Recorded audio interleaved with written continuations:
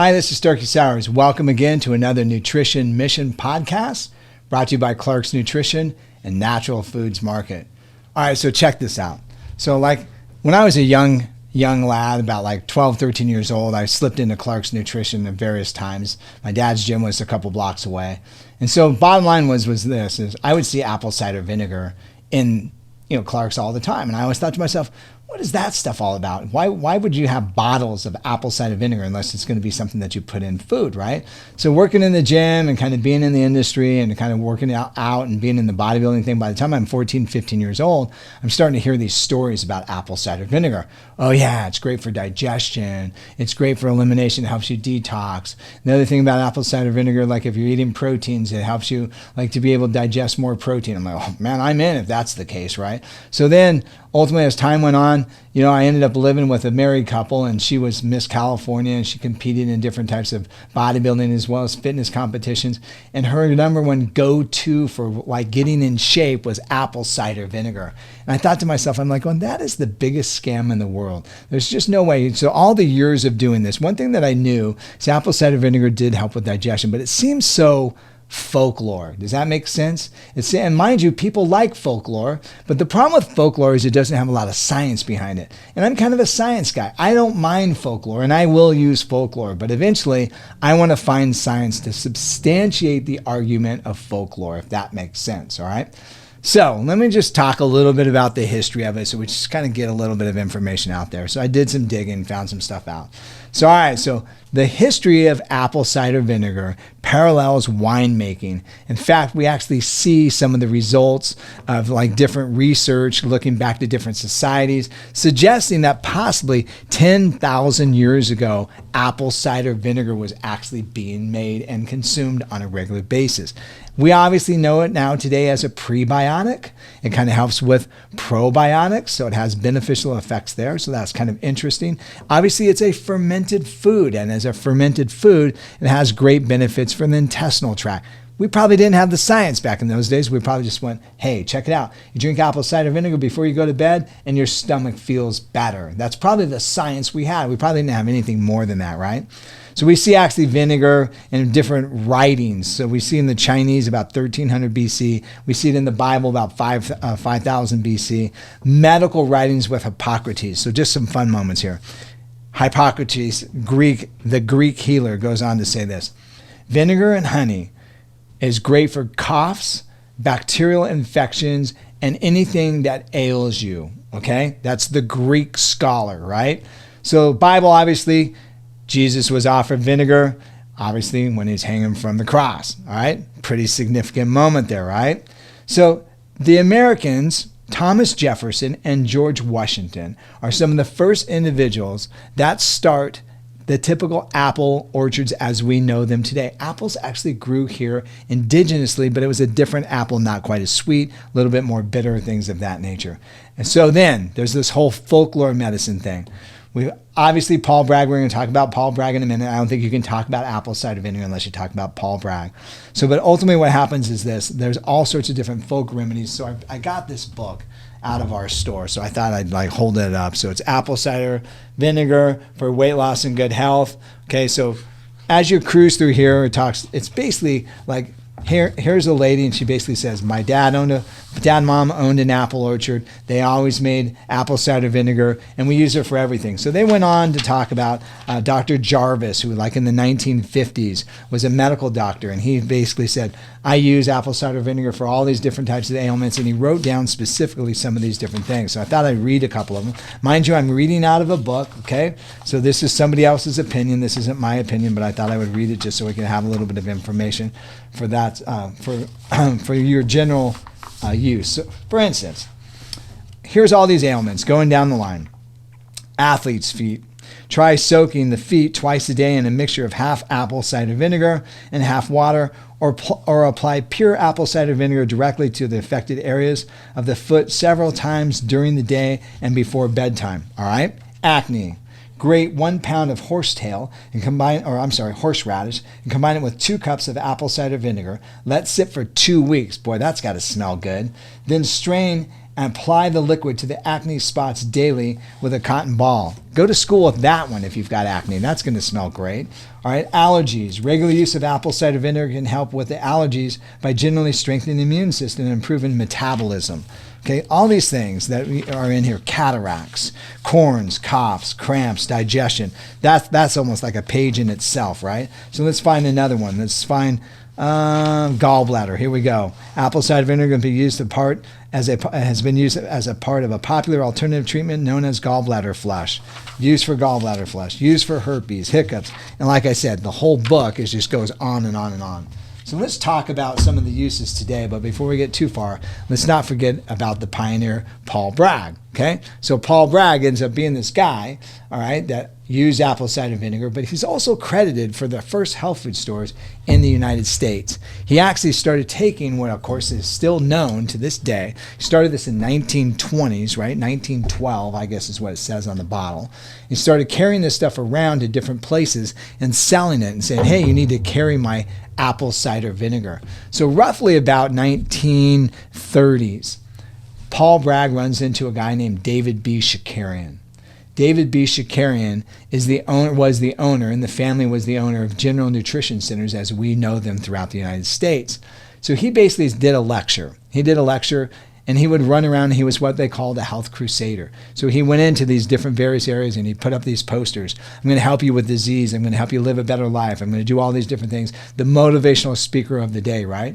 So ultimately what happens with this guy is this. He rolls in, he starts talking about the benefits of apple cider vinegar, and he says, I have apple cider vinegar, I have yeast, and he had some liver and also some other different types of supplements that we were kind of put in a tablet. He says, is there anybody that's got a store here that I can put up a display of my products? So David B. Shakarian says, yes, I'll do that. So ultimately what happens in that situation is he says, look, here's the deal. I'll come in, I'll put it up, stack it up. So he puts it in, stacks it up, ends up in a situation literally that sells out within the first 20 minutes. So he calls or writes, back in those days, he probably wrote a letter to Paul Bragg, said, hey, dude, I need more of your stuff. So he circled back around with a truckload full of stuff, put the truckload in. By the way, this is in Pittsburgh, Pennsylvania. Next thing you know, it's sold out. As the history would be told from that point on, General Nutrition Centers literally became established. Very unique situation, all right? So Paul Bragg, forefront, as well as his daughter, Patricia Bragg, who has lectured multiple times in our stores down in Rancho Mirage.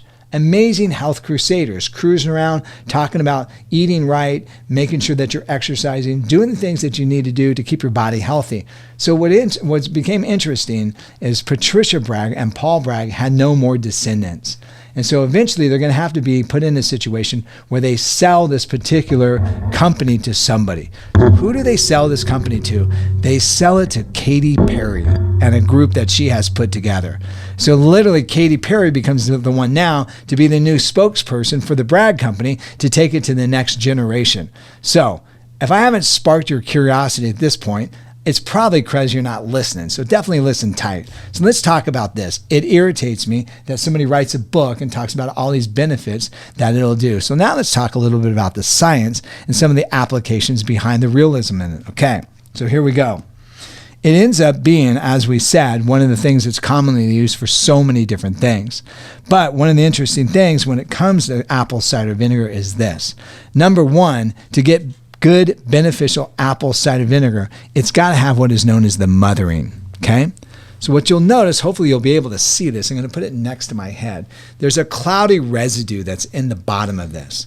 And this cloudy residue is what we call the mother. And that's one of the active compounds that makes apple cider vinegar so beneficial.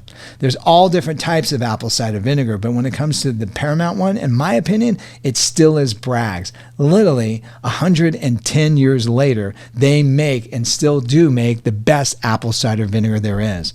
Now, what they've also done is they've expanded the line, all right? So they've made what is known as just like an immediate drink. First of all, before we get to the immediate drink, how much are you supposed to use a day? Basically 2 tablespoons a day. It's what's beneficial. So let's talk about some physiological functions. Physiologically, apple cider vinegar has acetic acid in it. So acetic acid is known as one of the apple cider vinegar factors, so to speak. Acetic acid helps the body produce more hydrochloric acid. Hydrochloric acid is necessary for digestion, such in the reference of proteins. It becomes very critical too to help maintain what is known as the acid balance in the body. So then at the skin level, you heard me talk about using apple cider vinegar topically. A lot of times when we get skin ailments, what happens is the pH of the skin becomes erratic or becomes off. Remember, once again, the pH of the skin is acidic. Using apple cider vinegar on the skin actually helps to reacidify the environment, preventing the body from being able to be infected with the various things, and also to heal up things that maybe are living in an alkaline environment. So that's the reason why it works so effectively. So ultimately, what the Bragg family started doing is saying, we want everybody to be able to enjoy apple cider vinegar. So they made drinks like this. So when you look at this drink, it's really cool. I love this. I drink it all the time. It has apple cider vinegar in it, and it has different flavors. So it's lemon and citrus. It's kind of diluted down with water. So it's considered actually like a two serving dosage of it. And so the other thing that is available now as well is capsules and tablets. And actually the Bragg family just came out with a capsule formula. In my opinion, it's one of the better ones. And so ultimately, let's dig into a little bit more research to substantiate some of this stuff. All right, so here's a couple things. One of the things they talked about using it for years for was circulation for heart benefits. It's like, once again, are you kidding me? Well, let's dig in. Here we go. Conclusions.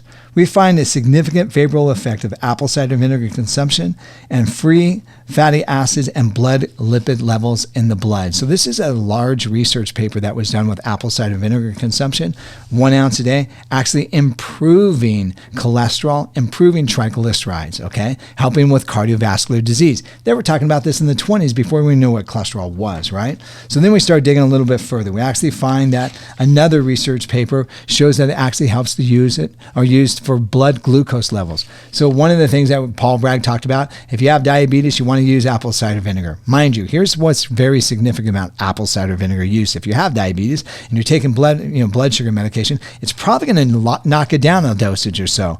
We actually notice it actually lowers blood sugar. Not only does it improve glucose metabolism, it also improves fatty acid metabolism. It improves all the markers of what we call metabolic syndrome. What's metabolic syndrome? It means that your triglycerides are out of whack. That means that they're too high, and the reason why they're too high is the body's converting sugars into fats.